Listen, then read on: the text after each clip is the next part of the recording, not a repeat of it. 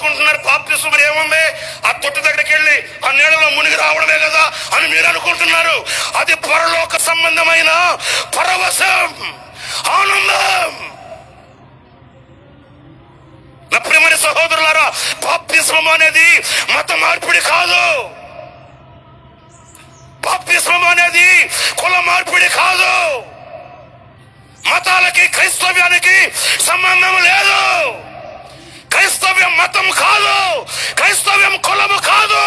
క్రైస్తవ్యం పవిత్రమైన మార్గం, మనిషికి మమతను నేర్పగలిగిన మార్గం, మనిషిని మనిషిగా నిలబెట్టగలిగిన పవిత్రమైన మార్గం క్రైస్తవ్యం.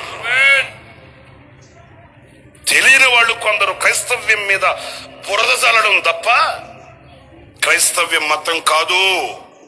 క్రైస్తవ్యం మతాల జోలికి వెళ్ళదు. ఎందుకంటే మతాలలో మనిషికి మార్పు లేదు.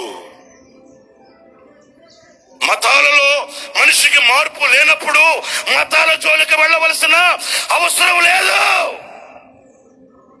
మనిషి మతం కాదు మారాల్సింది, మనిషి మనసు మారాలి. ఆ మనిషి మనసును మార్చగలిగిన మహనీయుడు ఒకే ఒక్కడు. ఆయన పేరే నజరేయుడైన, అందరూ చెప్పండి, నజరేయుడైన, నజరేయుడైన, నజరేయుడైన యేసు. ఆయన ఒక్కడే మనస్సు మార్చగలిగిన వాడు, మమతను నేర్పగలిగిన వాడు, సమాజంలో మనిషిని నిలబెట్టగలిగిన శక్తి గలవాడు యేసు ఒక్కడే.